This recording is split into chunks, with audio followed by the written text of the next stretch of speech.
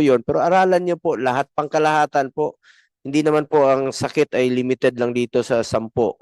Lahat ng sakit ay pag-aralan ninyo. Kung kaya nyong i-expand na kaagad, increase ang case rates ng lahat para hindi na po lumobo ang inyong reserve fund at mapapakinabangan po ng mga kababayan natin, lalong-lalo na po yung mga mahirap na hindi po alam, yung iba po hindi alam nila na membro po tayo ng PhilHealth. Kaya sabi ko, pag-aralan nyo ng mabuti yung e-consulta program ninyo. Bakit? Less than 10% pa rin po ang nakapag-enroll at nakapag-avail. O, sagutin mo po ito, Mr. Ledesma. Bakit napakababa pa rin? Despite na all of us are members of PhilHealth, whether direct contributor or indirect, no, subsidized by government, lahat naman tayo membro, bakit maliit pa rin ang po ang nagpapa-rehistro at nag-enroll sa e-consulta program ng PhilHealth? Dahil pag alam nila na membro sila, maaring maingganyo silang magpa-check up dahil merong e-consulta. Salamat, tinaasan nyo from 500, naging 1,700 na po. Mas maingganyo ang ating mga pasyente, magpapa-check up at yung LGU dahil alam nila na pwede nilang, meron silang pag-operate sa kanilang mga hospital o sa kanilang mga health center, no? Mas may makakabawi sila, tuloy-tuloy ang kanilang operations. Ang tanong ko lang, bakit napakababa? Saan kayo nagkulang? Sa information drive o hindi talaga alam ng mga kababayan natin? Thank you, Mr. Chair. Actually, Mr. Chair, we are on target with our consulta program, no, and I'll allow either CEO or Sernet to discuss that in more detail. But what I wanted to add, Mr. Chair, with your permission, is that although we've been very aggressive in increasing our benefit packages, we're definitely not gonna stop there. In fact, Mr. Chair, and maybe Doc Ish can discuss this in more detail, meron po kaming 3-year benefit plan. So even after we have increased everything already, Mr. Chair, including the 95% increase in across the board, no, every month starting today, tuloy-tuloy yan, may mga increases yan, no. I think Doc Ish, correct me if I'm wrong, no, I think it's a 3-year benefit plan, so tuloy-tuloy nakalatag na po yan, no. So we will not stop here, Mr. Chair. Every month here, you'll see a lot of substantial increase. Halimbawa na lang po, President Ledesma, Dr. Israel, panganganak. Katulad kanina, di ba? Hindi na siya nagpa-admit ng panganak, nanganak na lang sa sidewalk. Eh kung maingganyo nung magpa-hospital, magkano na ho ba ang coverage ngayon ng PhilHealth sa panganganak? Ano ang old rate at ano yung bagong rate sa panganganak? At dito po sa pneumonia, halimbawa, uso ngayon ng respiratory illness. Anong coverage na po? Anong tinaas ng inyong case rates dito? Yes, Mr. Chair, with the permission of our President. For example po, Mr. Chair, for the normal delivery, para po dun sa ating normal na panganganak, we already have accredited even our maternity clinics, birthing clinics, and low-lying birthing clinics po. And ang previous package po natin dyan sa normal na panganganak ay 7,500. Ngayon po is around 14,000 pesos na po. At ang nagpapaanak po dito are our midwives, accredited midwives. Kung CS naman po yung pag-uusapan, previously ang atin pong package rate for cesarean section is 19,000. Ngayon po, this is around 37,000 pesos. Ang pneumonia naman po natin, especially yung pong ating high-risk pneumonia, is from 32,000. Ngayon po is 90,100 pesos na.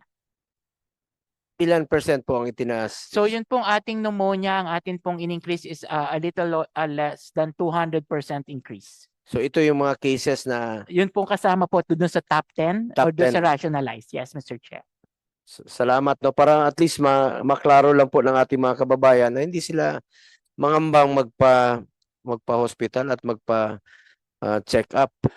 Well, Mr. Chair, just for information and update po, for this January, we have just published yun pong ating increase in cataract operation.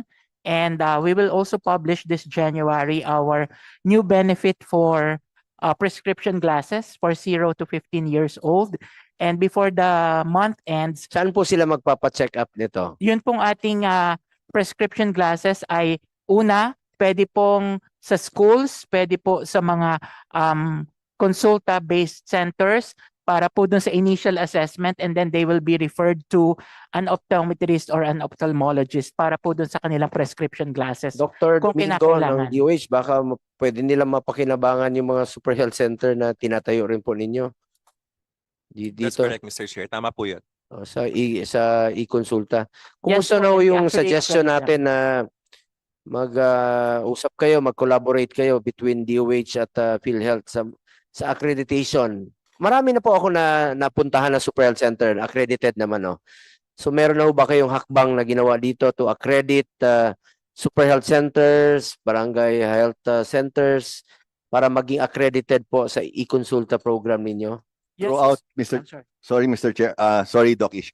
Mr. Chair, all throughout naman the whole year, we have very close coordination. We work very closely with DOH para kaming one happy family, no? So we're always in close touch with them and we discuss all of these things constantly, Mr. Chair. Also, Mr. Chair, I want to, with your permission, no, if I can just mention, kasi sa dami naming, we're being very aggressive in increasing all of the case rates, the top 10 diseases.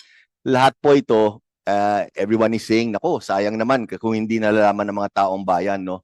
So, Mr. Chair, I just want to mention that all of this we specifically post on our website, sa PhilHealth website. Pati mga detalye, yung day of publication, day of implementation. So parang just want to tell our members, no, that if they have any questions and they have any queries or want to clarify, yung sa website ng PhilHealth, very helpful po. We make sure that that's constantly updated po. Maraming salamat po. Aside from that, yung suggestion ko lang po sa inyo, use the health centers, use the super health centers sa inyong information drive, sa inyong e-consulta program. Kasi yung mga super health centers na ito, Mr. Ledesma, located po ito sa malalayong lugar. Yung iba dito nasa island. Halimbawa lang po sa Batangas, sa Tingloy.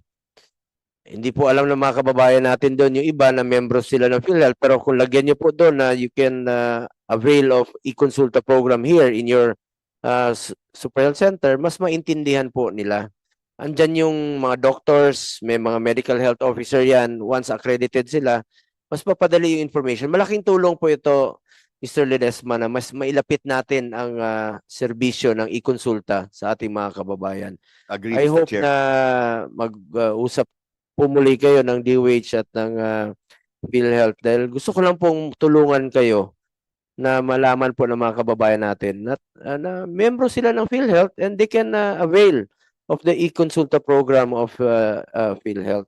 Duly noted, Mr. Chair. Just want to assure you, Mr. Chair, we are in very close communication and coordination with DOH throughout the year yan po. No? Thank you very much, Mr. Chair. Aside from Optal, yung sa mata, yung dental benefits, can you inform the public ano na ho bang covered nitong dental? Isa yun sa ating pinag-usapan noon na yung mga kababayan natin sa bundok, yung minsan sinulid na lang ginagamit sa pagtatanggal ng ngipin dahil ayaw nila magpa-dentista dahil wala silang pambayad. So sinulong natin, salamat, sulit ang ating pangungulit sa inyo na sinali nyo na po yung dental benefits, pati itong sa mata, no? Itong libre check-up ninyo at libre salamin.